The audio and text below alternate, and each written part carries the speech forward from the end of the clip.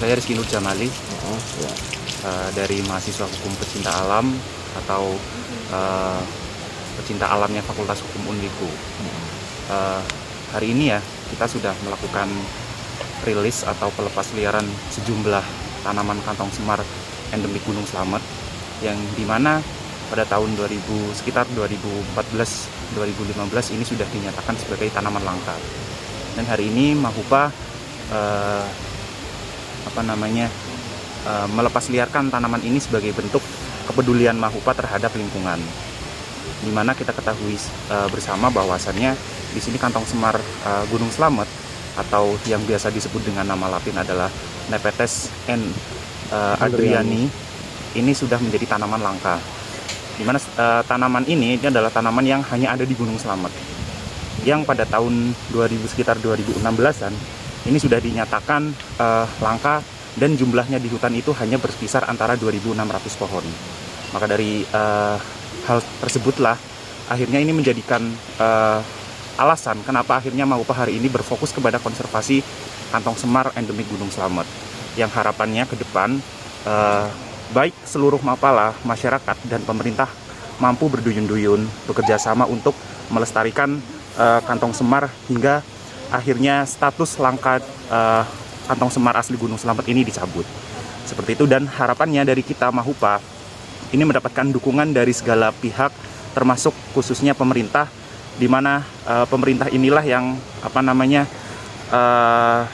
memang memiliki kewajiban atas kelestarian flora di Gunung Slamet. Itu sih sedikit dari total saya. berapa Mas yang diambil dari yang diselamatkan lalu ditanam?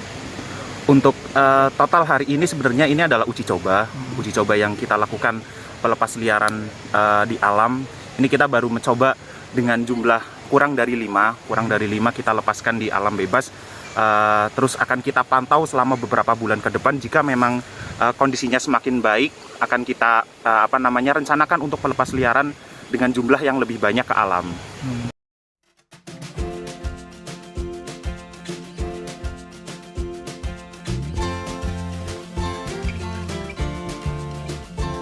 Pentingnya ini di alam Mas, di habitat. Sebenarnya pentingnya kenapa akhirnya kita melepas liarkan ini ya. Pertama, ini adalah tanaman endemik yang hanya ada di Gunung Slamet. Di gunung-gunung lain itu tidak ada, ataupun di hutan lain. Nah, ini menjadi penting untuk menjadi ikon lah ya, untuk menjadi ikon warga Banyumas, bahwasannya di Gunung Slamet yang megah ini, menjadi pintu gerbang flora di Jawa Tengah bagian barat ini menjadi penting karena kantong semar ini hanya ada di Gunung Slamet. Di gunung-gunung lain itu nggak ada.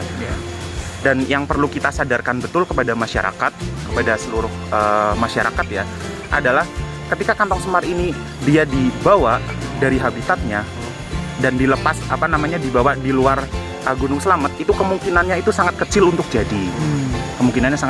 jadi. Makanya kita mengharapkan kepada seluruh masyarakat, khususnya warga lereng Gunung Slamet, ini tidak mengambil kantong semar ini dari habitatnya. Walaupun memang memiliki nilai ekonomis ya yang cukup tinggi, tapi ini untuk semuanya saja yang memang memiliki hobi tanaman. Ketika teman-teman ini mau beli dari petani terusan dibawa ke rumah, ini kita pastikan ketika memang di situ tidak sesuai dengan lingkungan hidupnya, itu pasti tidak akan jadi. Kita saja yang kita sudah membuat greenhouse, kemudian kita rekayasa sedemikian rupa ya, itu masih ada yang mati gitu. Apalagi untuk masyarakat yang di situ hanya ditaruh di dalam pot atau polybag ditaruh depan rumah, itu pasti akan mati. Kira-kira dia tumbuh di ketinggian berapa, suhu berapa Mas? Untuk ketinggian idealnya sebenarnya adalah 1000 mdpl. 1000 mdpl dengan kelembaban tinggi ya, Kemudian dia awal pertama kali ditanam itu dia harus ditanam di tanah yang kaya akan humus. Nah, lama-kelamaan dia akan naik ke pohon, merembet ke pohon, dan di situ bisa dikatakan dia adalah tanaman semi epifit karena dia awal itu tumbuh dari tanah kemudian naik ke atas pohon gitu.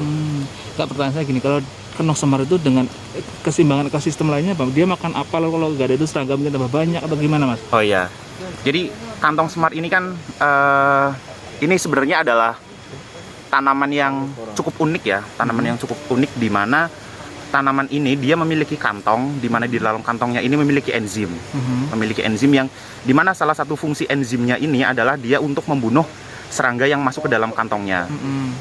Nah, kenapa si kantong semar ini memakan si serangga ini? Sebenarnya ini adalah salah satu bentuk pertahanan dirinya, karena dia membutuhkan nutrisi untuk dirinya.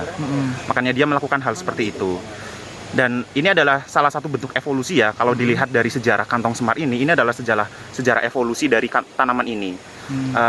Teman-teman bisa baca tentang kantong semar. Kantong semar ini berevolusi sekitar 8 juta tahun yang lalu, di mana sebelum 8 juta tahun yang lalu ini, kantong semar ini adalah salah satu tanaman biasa. Cuma dia mengorbankan daunnya ini untuk menjadi kantong. Di mana kantong ini dipergunakan oleh kantong semar ini untuk sebagai perangkap serangga untuk masuk ke dalamnya. Sebenarnya di beberapa temuan di Kalimantan, beberapa spesies kantong semar besar, memang kantong semar ini ada temuan di dalam kantongnya ini terdapat ular ataupun tikus gitu. Tapi ini untuk kantong semar besar. Dan khusus untuk kantong semar di Gunung Slamet ini kan memang dia secara ukuran tidak terlalu besar. Jadi makanan dia lebih banyak ditemukan itu adalah serangga di dalam kantongnya gitu. Kalau semut, nyamuk. Iya, paling semut, nyamuk, lalat gitu. Buaya pernah ya?